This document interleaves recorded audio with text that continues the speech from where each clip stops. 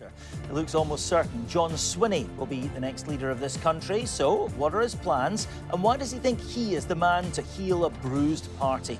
I've been speaking to him. The SNP's bruises are nothing compared to the open wounds the Conservatives are licking just now. A calamitous set of results in the English council elections, capped with the loss of the West Midlands mayoralty last night, gives them plenty to fear from this year's general election. I'll be asking the UK Energy Minister Andrew Bowie if there's anything the Tories can do to turn things round. With some pretty clear messages for Labour in Thursday's election results too. How deep is the love for Keir Starmer? Well, it depends very much on who you ask. I'll be asking the Scottish Labour leader, Anas Sarwar. So, a party leader, a government minister, and the First Minister-elect, perhaps. Quite the lineup this morning. And after all that, it is over to Fiona on the radio and on BBC Sounds. Hi, Fiona. Good morning. Well, it leaves Rishi Sunak naked without a fig leaf. Those are the thoughts of a former Tory minister on the impact of those local election results. We'll speak to Sir David Liddington, who was Theresa May's de facto deputy, on what he thinks it means for the Conservatives. All that from 10:30. Great, we'll see you then. Thanks very much indeed, Fiona. Right, let's get on with the programme.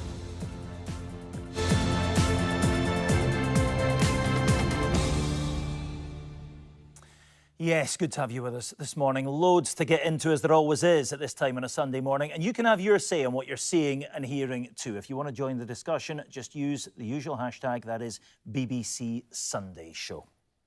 Now, officially, the race to find the next SNP leader is still on, but it is a one-horse race just now, and it'll stay that way unless some wild card makes a late run up the rails before lunchtime tomorrow. And more on that in a minute, because it is now not completely impossible, it seems. But this is a big moment for a party struggling to agree a clear direction just now. The new leader will have factions to unite, tempers to calm, perhaps a new policy platform to lay out. So how does John Swinney plan to do all that? I spoke to him just before we came on air. John Swinney, we've been talking all week about a coronation happening, you being crowned as the new SNP leader and First Minister. We're hearing, though, overnight, a well-known activist by the name of Graham McCormick is telling people that he's got the numbers to run against you and he intends to lodge papers. We asked him to confirm that last night. He wouldn't speak to us. But do you believe you may now face a contest? Obviously, the party's got internal democracy that it's got to go through, and nominations close at noon tomorrow. We will find out tomorrow if there are any more candidates than me contesting the election to be the next SNP leader. But of course, it's the democratic right of members of the party to come forward. There are thresholds of support they have to pass. And if that's the case, then we'll have a contest and we'll know the outcome in a few weeks' time. Would you relish 3 weeks of hustings around the country? Well, obviously, I'm a participant in party internal democracy. So if that's what the party wishes to have, then that's what we'll have. I think it would be better if we just got on with things, that we started the rebuilding of the SNP and its political strength. I feel the response to my message on Thursday has been very positive within the party and within the country. People in the SNP like my message of bringing the party together, uniting for the SNP and for independence and bringing the country together. And I think the overwhelming majority of party members want to get on with it. And of course, I've now assembled very comprehensive support within the Scottish National Party, and I particularly welcome the endorsement of my campaign that's come from my colleague and friend Kate Forbes. As you've said, you're positioning yourself as the unity candidate. What was the cause of the disunity in the SNP? I think we had a very difficult leadership election last year. We obviously had a lot of strains around about a number of issues within Parliament, and I think we've basically just had a pretty rough couple of years, and it's a whole host of issues that have come together. And my route to solve that is, first of all, by bringing people together behind myself as a trusted individual within the SNP, somebody who is held with confidence amongst members of the party, who's got a proven track record of bringing people together. Secondly, about making sure that we've got good internal processes of discussion so that members of the party are able to air their points of view in a respectful fashion. And I'll make sure that's the case. I've got, again, in my long history in the SNP, I've got a track record of running our democratic institutions in an effective and appropriate way so that people can have their say. But most importantly, about getting the SNP to face outwards, to engage with the people of Scotland. And I've been really overwhelmed by the messages that I've had from colleagues who've been out campaigning over the weekend in Scotland, saying that the public are responding really positively to the mood and the outlook that I've created since Thursday morning when I announced my candidacy. And I think... Why has the party not been engaging with the people of Scotland? Well, the party has been engaging, but we've been also, frankly, we've not been as cohesive as we should have been, Martin. And that's been obvious to the public. You can't keep things from the public. The SNP's not looked cohesive. It's not looked together. So the central point of my message is we've got to get ourselves together. We've got to become cohesive again. And I think I've got some of the unique strengths and capabilities to do that, given all that I've done for the SNP and for Scotland over the years. I've brought people together. I've delivered improvements in budgets in a minority government situation. I've been able to bring the party together and to become a much stronger institution that's won electoral success. When I got involved in politics, the SNP was a fringe party. It's been the party of government in Scotland now for 17 years, and I've played my part in building that up. Indeed. So I think the SNP's just got to... we've got to realise that we're in a difficult spot. We've got to start the recovery, and I think I am in place best place to do that, and I'd like to get on with that on Monday. Well, if you look at opinion polling, the public believe that your government has failed on all the key areas at the moment. The polling suggests they think you failed on education, on the economy, on health. And as you say, you have been in the room for, you know, almost all of living memory, it seems, politically. Your fingerprints are all over those failures, aren't they? I wouldn't accept your characterisation, Martin, of where we are. Well, that's what the polling... I've got the figures in front of me. The polling suggests negative approval ratings on all of those. I think that's all about just how the SNP is perceived just now generally. Let's go into some of the specifics. So on education, for example, we're now in a situation where the largest proportion of young people are leaving education and going into either university, college or training, what's described as positive destinations. On health, we've got the best performing accident and emergency system in the United Kingdom, although I accept it's got many challenges. We are seeing huge support for the proposals we've put out in relation to the use of our travel networks and transport networks. We've got unemployment, which is very, very low as a consequence of the direction of investment in skills and training from the Scottish National Party government. So I think the substance of the SNP's performance is very good and very strong. But what we need to do is we need to share that and express that to the public in a confident way and overcome some of that perception that you've put to me from the polls. Okay, and I think that perception comes from the fact that the SNP doesn't look like a cohesive political party just now. Look, I mean, look, we could get dragged into discussions on all of those fields. I don't want to do that because I want to talk about you and your specific suitability for this job. Did you have to be persuaded to run? Yes, because I took a decision last year that I'd served in government for 16 years. I felt it was time for me to give other people a chance to take leading roles within the SNP and the government. I felt I'd frankly done my bit. I also was mindful of the fact that I'd asked a lot of my family over many years. You know my own personal circumstances. My wife has multiple sclerosis. I'm very heavily involved in supporting her, as I should be, and I want to be as her husband. So the idea of me becoming SNP leader and First Minister is not something I can just snap my fingers and say, yeah, let's get on and do that. I had a lot to think about because I've got to think about the implications for my family.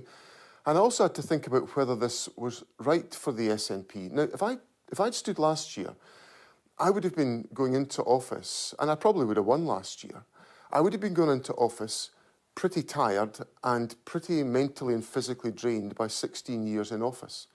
I've had a year out of frontline politics. I am physically and mentally rested, and my family are confident that we can manage our way through this if I become the First Minister. So I have peace of mind that this is the right thing for me to do for me and my family, but also it's the right thing to do for my party and my country. You're obviously very conscious of your responsibilities at home as a husband and a father. You've just spoken about that. Are you confident that you can manage both of those? You can keep up your commitments adequately on both sides?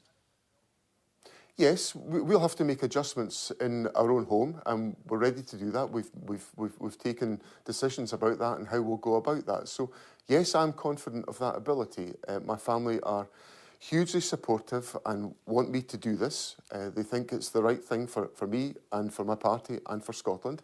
So I should go on and do it. I don't want to, and I don't think they want to have what-ifs in their lives or in my life. So we're ready to do that. I feel physically and mentally ready to become the leader of the SNP and the First Minister of Scotland. And I will give it absolutely everything I have in me to make sure that my party succeeds and my country succeeds.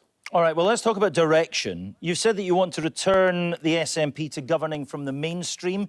You said your goals include the pursuit of economic growth. If we move to net zero, we need to take people and businesses with us. They're all messages that are going to strike a certain amount of fear into the hearts of your former colleagues in the Green Party, whose votes, one would imagine, you will still need if you're to get budgets and big policies through. How are you going to manage all that?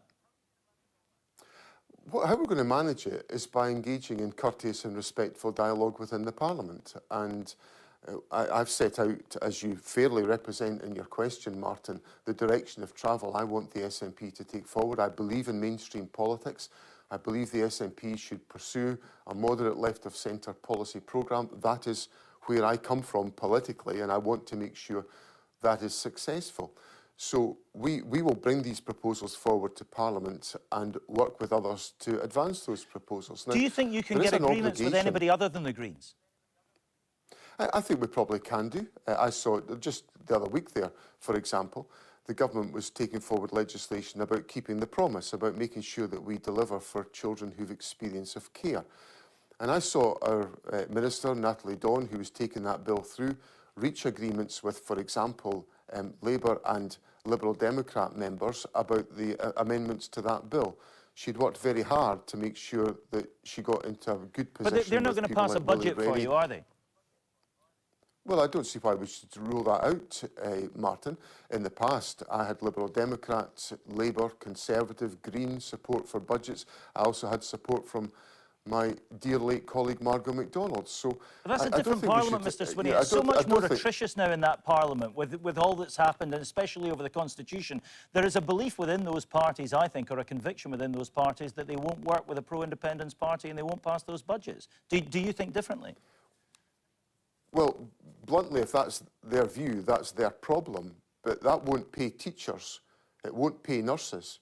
It won't make sure we can get operations done in our hospitals, because if you don't pass a budget, you can't fund your public services. So there becomes a responsibility, Martin, on all of us. And if we go back to 2009, when one of my budgets didn't get through Parliament on the first time of asking, within a week, or maybe a couple of weeks, the budget was passed virtually in its entirety from what I'd originally proposed, because the opposition parties were challenged about how hospitals were going to be funded, or schools were going to be funded, or councils were going to be funded, and they didn't have any answers. So a budget process puts a responsibility and an obligation on everybody, not just the government. I accept that government's got to act differently to try to get people on board. Government's got to change how it talks to people. But the example I've just given you about the children's bill the other week there and the conduct of our Minister Natalie Dawn, she was able to get people into a point of agreement. We've got to do more of that in the period going forward. Okay. That'll be a test for the government, but it'll also be a test for the opposition too. Let me just ask you, Humza Yousaf, in his departure speech, said Scotland is, quote, frustratingly close to independence, and I'm absolutely certain my successor will deliver it. Are you absolutely certain you will be the man to deliver independence, John Swinney? I am, yes. How are you going to do that? I'm going to do it by reaching out to people in Scotland and explaining the reasons why Scotland has got to be an independent country. And let me just give you two examples of that. The first is that every household in this country is struggling with the cost of living crisis that we are all facing. That is a product of 14 years of austerity and economic mismanagement by the United Kingdom government, especially the madness of the Liz Truss government, which the Scottish Conservatives wanted me to follow. The second thing is that we're suffering because of a Tory-imposed Brexit that we in Scotland never voted for. Now, the way to avoid these crises of the cost of living crisis or the Brexit crisis is for Scotland to be able to take her own decisions. How much support for that argument do you need, Mr Swinney, before you can ask for a referendum again? 60% polling? Really really convincing and demonstrable increased levels of support for independence. Now, independence give me a figure. more supported. Give me a figure, John Swinney. Well, I'm not going to get into this. 60%? You know, I'm in the early days, Martin. Let's just quietly and patiently go through this discussion, because I want to have a dialogue with the public in Scotland. I want to build their confidence around independence. Now, independence is better supported today than it was in 2014. So that's an optimistic point. But I think we've still got a lot of work to do to bring people to share the arguments and the aspirations that I have felt all my adult life. And I want to make sure I win that argument, but I'll do it by patient and respectful dialogue with people in Scotland. We need more of that. We've got far too much of the attrition and the conflict in political debate. I want to take some of the conflict out of it and have a reasoned conversation. All right, we'll be having many more conversations, I'm sure, in the months to come. But for now, John Swinney, thank you very much indeed for being with us on the Sunday Show. Thank you. Well, if you want to be the person putting the questions to the politicians, you can. Just join Stephen Jardine on Debate Night. A week's a long time in politics, especially in Scotland at the moment. This Wednesday, we will be in Cumbernauld with a panel of politicians and an audience of voters. If you want to come along and join them, details are on our website, bbc.co.uk/debate night. And make sure you watch Wednesday, 10:30 on the BBC Scotland channel. Yeah, do join Stephen if you can. Now, it was the Scottish Conservatives, of course, who brought down the last First Minister. They proposed a motion of no confidence in Humza Yousaf, remember, and rather than fight it and lose, he resigned. But if the SNP have problems just now, they are nothing compared to a Tory party who lost almost 500 local councillors in a local election drubbing in England on Thursday and capped it all off with the loss of the West Midlands mayoralty. Andy Street ousted last night. So what, if anything, can they do to cling on to power? Andrew Bowie is the MP for Aberdeenshire and Kincardine and a UK Energy Minister. He joins me now from our studio in Aberdeen. Good morning, Mr Bowie. Morning, Martin. I don't know if you had a chance to listen to what John Swinney said. Very robust, very optimistic. Did you miscalculate by taking Humza Yousaf's scalp? Is he a better opponent? No, I think it was for the betterment of Scotland that Humza Yousaf is no longer our First Minister. He was running a chaotic government that had lost all sense of direction and indeed purpose and was completely disconnected from the wishes of the priorities of the people of Scotland. So now we have John Swinney, seemingly the next First Minister of Scotland, although that process is still yet to complete its course. If the idea that John Swinney is tomorrow's man is frankly laughable, given that he was last leader of the SNP when Bill Clinton was Prime Minister, Bob the Builder was #1 and I was 12 years old. So if he's tomorrow's man and he's all that the SNP can offer, then frankly I think they're in a dreadful situation and Scotland frankly deserves better. Do you think they'll be stronger under him now? Look, no, I think it's quite clear. I mean, John Swinney's priority, as was Nicola Sturgeon's priority, Alex Salmond's, Humza Yousaf's, is to rip Scotland out of the United Kingdom. That is not the priority of the Scottish people. They want to see a Scottish government focusing on improving the healthcare situation, improving education standards, improving transport across Scotland. They don't want another divisive referendum on independence. But John Swinney stood on a platform of Swinney almost unite half of for them independence. do want independence, Mr Bowie. Let's not overlook that. Yeah, but Martin, even if you look at those people that do want independence eventually, it's not in their top priorities of what the Scottish Government should be focusing on right now. So for John Swinney to run on a platform of unite for independence, not unite for Scotland, or unite for better healthcare, or unite for better transport, but unite for independence, just shows exactly where his priorities lie and where the priorities of the SNP will always lie. Well, I'll tell you what one of his priorities is, because he's been laying out just a very kind of early couple of policy thoughts. He wants to do something on immigration to offset the really damaging impact of Brexit on Scotland, and he wants perhaps to ask for new immigration rules here. Do you think the UK government would ever work with him on that or grant that? Look, we will work with the Scottish Government, and we do work very collaboratively and constructively with the Scottish Government on a whole host of different issues, but immigration is as roundly agreed is actually at its highest point in many years, and we're doing what we can to stem the tide of illegal immigration across the Channel and indeed get to grips with high levels of legal migration. He's not talking about that, Mr Bowie, and as you well know, in certain sectors in Scotland, they're desperate for more staff, and we have an ageing population. We need more inward migration to stave off long-term problems. You must accept, I mean, every economist will tell you that. Would you work with him on a separate system for Scotland to help that? Look, we will do what we need to support those sectors that are looking for additional workers, as we have done with seasonal agriculture worker scheme, as we're looking to do with the fishing sector. But one of the things the SNP won't tell you is that even under freedom of movement, when we were in the EU, Scotland was the only part of the United Kingdom to have a declining population. So there's obviously something about Scotland's economy and the way that the SNP have been running Scotland for the last decade and more that's preventing people from coming to Scotland to making a life for themselves there. Possibly the fact that Scotland is now the highest tax part of the United Kingdom if you earn over £28,000. So maybe they should start looking at what they can do to grow the economy and make Scotland a more investable destination, a destination where people want to come and grow their lives, raise their families and invest. And if they do that, we might be able to start to address some of the issues that these sectors are seeing. Let's look at your problems, because they are many and varied. Given the electoral bloodbath in England last week, when do you think the general election will be? Look, I mean, that's entirely in the gift of the Prime Minister. That's not what I'm focused on. I'm focused on listening to what the people are saying in the country. And that, frankly, is that they've had enough of the game playing and the Westminster merry-go-round. They want the government to get on and focus on their priorities. They've had enough of your party, is what they were saying loud and clear, isn't it? Well, I don't know, Martin. If you look at the BBC's what other possible national interpretation could you have at the loss of half of your council seats? Look, hey, make no bones about it. Thursday was a very difficult day for the Conservative Party. I was very disappointed to see, for example, Andy Street, who's been a fantastic mayor in the West Midlands, lose his position championing Birmingham and the surrounding area on Thursday. But the fact is that it's now up to us to listen to what the people are saying, to start getting down to work and stop focusing on the game playing, doing what the Prime Minister says, sticking to the plan, growing the economy, halving inflation, cutting debt, dealing with the boats and ensuring that our NHS is fit for the future. That is what this government is focused on, and that is what the people will reward us for when the election comes, whenever that is. Right, so Rishi Sunak is an election-winning machine, is he? Look, Rishi Sunak is the Prime Minister and he's got my full support and confidence as we move forward over the next few months, taking action on the people's priorities, and then, of course, heading to the country in a general election whenever he decides that might be. What's the mood like in your party just now, Mr. Bowie? I mean, it's in real trouble. Let's just cut to the chase. Obviously, we were disappointed at the results on Thursday. Some very good local champions across the country, councillors, friends of mine, lost their jobs. But the mood within the party is one of determination, one of focus, one that realises that we have got a job to do to convince the British public to award us with a fifth historic term. Are you running out of time to turn this round?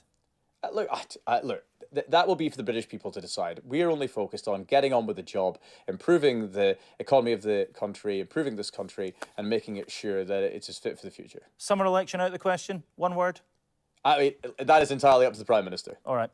Thank you very much indeed. Andrew Bowie, thank you for your input this morning. Well, listening to all of that, beside me in the studio is the Scottish Labour leader, Anna Sarwar. Morning. Good morning, Mark.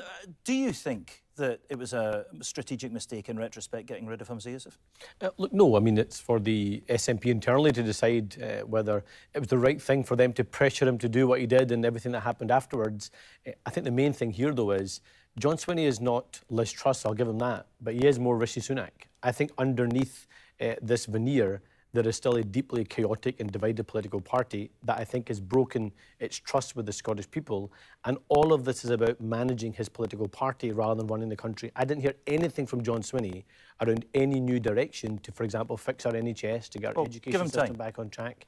Give him time. This is a man that's been at the heart of government for 17 years. No, sure. Listen, he's not taking control. So the idea that we should just hang back and give the man time, this is the man that Finance Secretary broke the public finance. Let me ask you this. As Education Secretary, destroyed our education system, and now we need to give them time. Frankly, I think Scots have seen past it, and the only thing they want is an election so we can get some change. Look at, well, in that election, a lot of the there's a poll in the Sunday Times that says you will do very well in that election, but a lot of the seats that you're targeting to take away from them are wafer thin. He doesn't need to rise support in the SNP by much, 3, 4, 5%, and he could take half of them back. That's an issue, isn't it? So I think you raise a really serious point, which is John Swinney's job is to manage his party and manage the decline rather than actually focus on the priorities facing people here in Scotland. We have an NHS where almost 1 in 6 Scots are stuck on an NHS waiting list. Almost 50% of the hip and knee replacements that happen in our country are happening privately because of the long waits. You didn't hear any of that from John Swinney. Instead, you heard it's a perception because we're not a cohesive political party. It is head in the sand stuff. This is a political party that has lost that link that it had for a very long time with people across Scotland. They're deeply frustrated. They don't think their eyes are on the issues that really matter to them. And it's all just about performance and managing the party, not, as I say, about running our country, which is facing huge challenges, but has abundance of potential. And I want to unleash that potential. There's no Scotland. deep love for your party, though, either. The Tories are hemorrhaging votes. You're not putting a huge amount on. It's wafer thin, this, isn't it? I mean, your big selling point is you're not the Tories. All I would say on that, Martin, is 3 years ago, when I became leader of my party, 3 years ago when John Swinney is about to now become leader of his party, I was 32 points behind the SNP. The poll you referenced today has us 5 points ahead of the SNP. I was up against a First Minister that had an approval rating of plus 52. We're just about to lose a First Minister with an approval rating of minus 47. So no one can look at the Labour Party and can't say it hasn't changed, can't say it's not focused on the people's priority, and can't say we aren't rebuilding. I tell you what, that's the contrast now. We are in rebuilding mode, earning people's trust, earning their support, still a lot more work to do. The SNP are managing the decline, both of their party, but even more fundamentally the country. Because there's a thought that actually you're not really showing anything at the moment. People don't know what you're all about. There's certainly a big issue for you on Gaza in Oldham. That was demonstrated. Big pushback south of the border that you're not taking a strong priority, a strong focus on that. You are much stronger on Gaza. Should Keir Starmer fall into line with your position on Gaza? Well, Keir Starmer's position is the exact same as my position. We want an immediate ceasefire. We want the immediate release of hostages. So why is that so immediate completely access and to toxically unpopular among big communities in England? We want a two-state solution so the people of Israel and Palestine... So why are you hemorrhaging votes on it in England? George Galloway's threatening to unseat Angela Rayner over this issue. Well, I think Angela will be completely fine, and she's going to lead that New Deal for working people. You say no ideas, a New Deal for working people that is the biggest transformative change in workers' rights in a generation, that will end exploitative zero-hour contracts, that will end the scandal of fire and rehire, that will deliver a real living wage for people right across our country, lifting people out of poverty while also increasing tax receipts that can go back into investing in our public services. That's just one example of the change you get with Labour. But closer to home, here in Scotland, we have an NHS that is declining on the SNP's watch. We've already set out ambitious plans, for example, around how we reduce the management layer of our NHS, put more money into frontline services, how we have a proper workforce plan so we can invest in local practices and GPs. People can't access GPs right now, as well as investing in, for example, mental health, which is there is a ticking time bomb for young people. These are the big issues that John Swinney and the SNP should be talking about. Let me ask you about but instead they're talking about managing the political party. Let me ask you a big issue for a big section of our audience this morning, the WASPy women. There was a motion in Parliament last week to fully compensate them for historic injustices.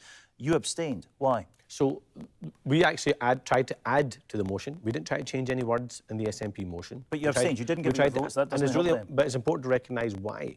If you look at our amendment, it was to say that we have to fix a lot of the mess of the Conservatives, the infected blood scandal being one example. It's a question of priorities. You can make them your priority or not. No, look, absolutely it's a question of priorities, but there also is a reflection of the fact that we have economic carnage under this Conservative Party, and we will have a 14-year mess to fix. And I would much prefer that you had a Labour Party saying we're only going to make promises we can keep. We're only going to make a commitment if we know where that money is going to come from. So absolutely justice for the WASPy women. Of course, they deserve an apology, but they also deserve compensation. But we are going to do it in a proper way that is managing the finances so we don't have a repeat of Liz Truss, her budget, and an economic carnage that meant mortgages going through the roof. We're going to do it in a responsible way that is about standing up and fixing the mess of the Conservatives, but also building a stronger country in the process. All right. And Sarwar, we are completely out of time. Thank you very much My pleasure for coming in and speaking to us on the Sunday show this morning.